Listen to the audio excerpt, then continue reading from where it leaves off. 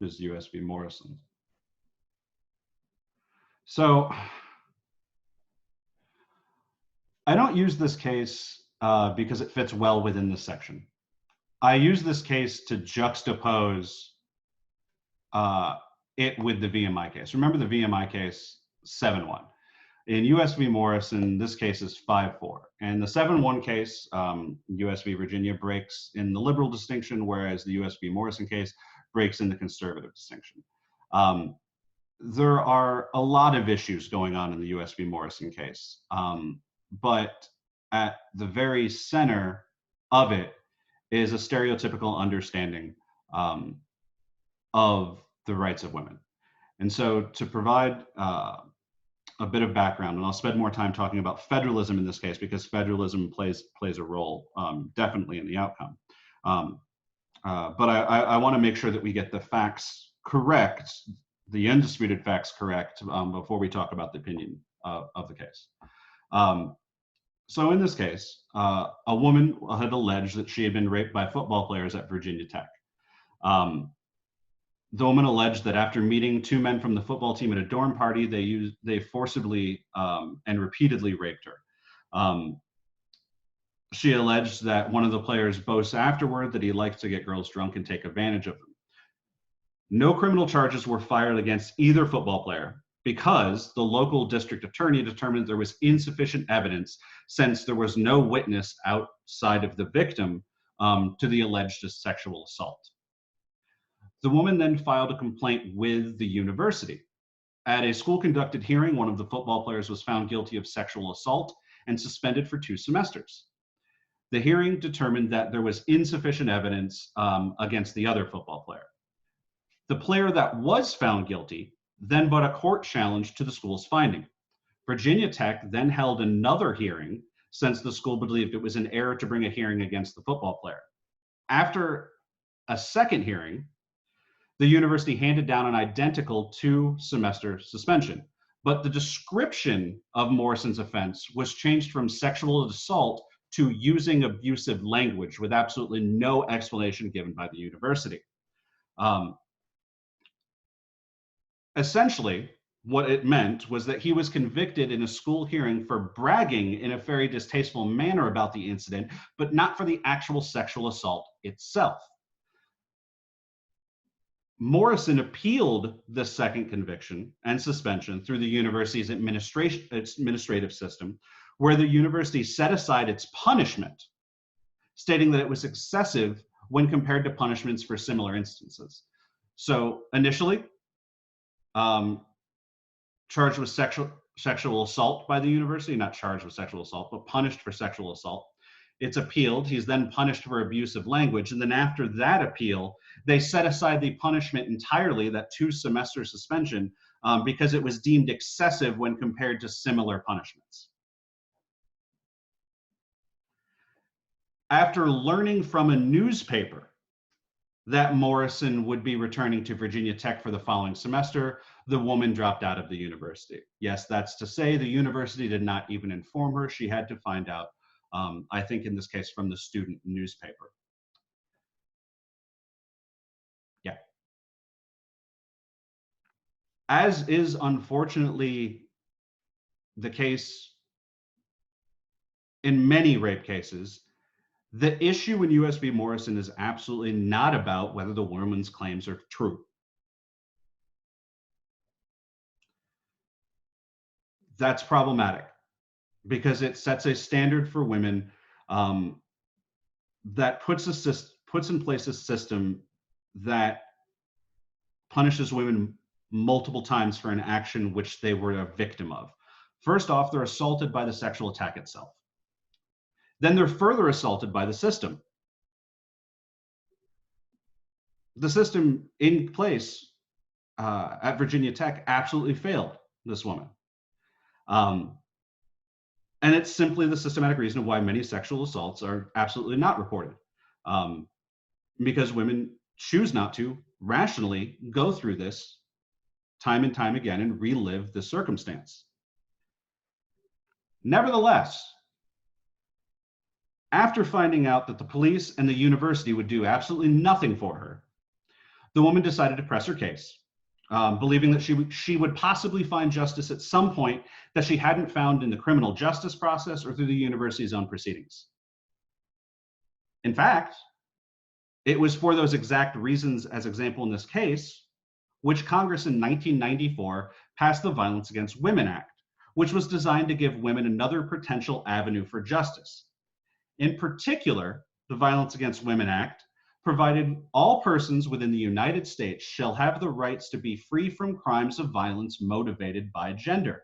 And in order to enforce this, Congress allowed that anyone who commits a crime of violence motivated by gender shall be liable to the party injured in an action for the recovery of damages and such other relief as a federal court may deem appropriate. So what Congress did is it opened the federal judiciary as a possible outlet for civilly based claims against their attacker. So this case revolves around the primary issue of whether or not that grant of federal jurisdiction is a constitutional extension or a violation in general of the principle of federalism.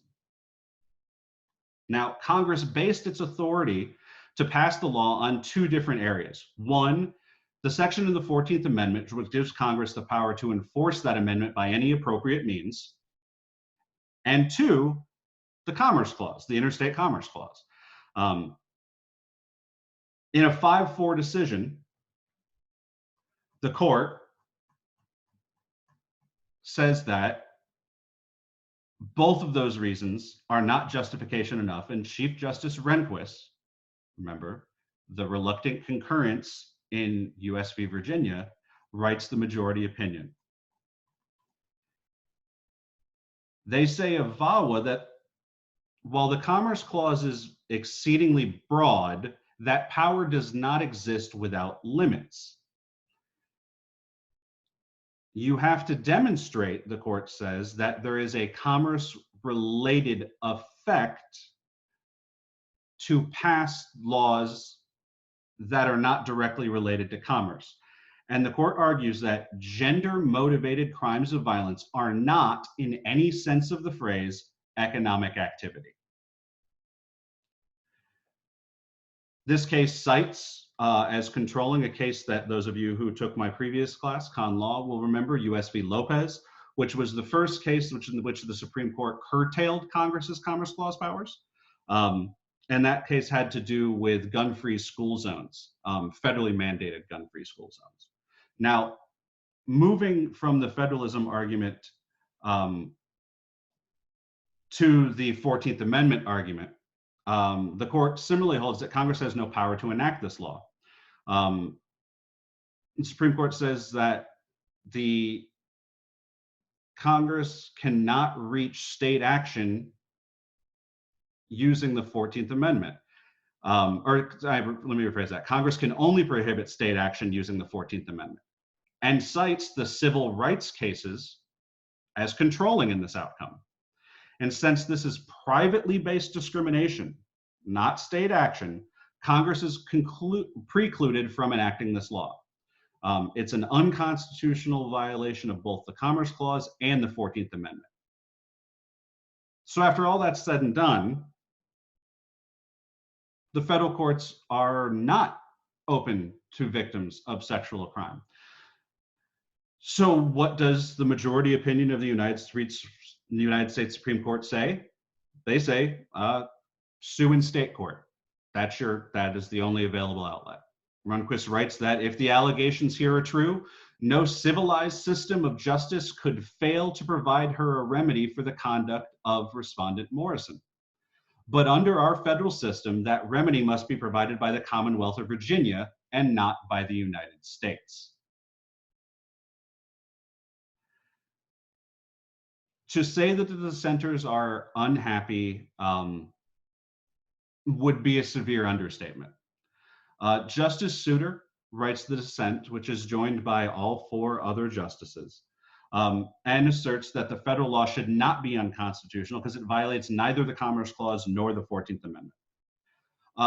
they rely on some significant data that is very, very compelling. That demonstrates that, among other things, 3 out of 4 women will be the victims of gender-based violence at some point in their lives. And they use this to show how extensive and inclusive the extent of this gender-based violence is. Because of this violence, Congress found that there definitely was a substantial effect on interstate commerce. The interstate commerce effect that they cite is that it was strongly deterring women from traveling at certain times of the day or the night, by deterring them from engaging in business, and by increasing medical and other costs associated with the assault.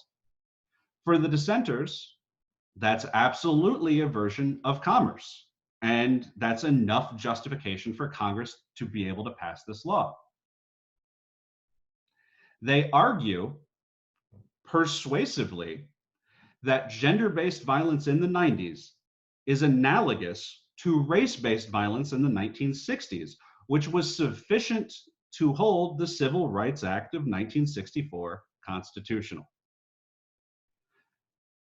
They critique the decision in Lopez, saying the federalism of some earlier time is no more adequate to account for those facts today than the theory of laissez-faire was to apply to the government of the national economy 70 years ago. Simply, they dismiss every reason that the majority puts forward to keep this law off the books. And so the Violence Against Women Act, as it was initially passed in 1994, is declared unconstitutional, primarily because it opens up the federal system for suits which the majority says are entirely state-based in nature. But the ultimately runaround of all of this is that the woman who is at the center of this case is denied yet another venue for her to seek a redress, for her to see justice take place. And in that 5-4 decision, not a few of those individuals in the majority, Chief Justice Rehnquist included, just weeks earlier, had struck a significant blow or a significant victory for women's rights in the United States with the striking down of the gender segregated Virginia Military Institute. But here in Morrison, using federalism as a backdrop, they take away the ability of women to use federal courts for sexual-based assaults.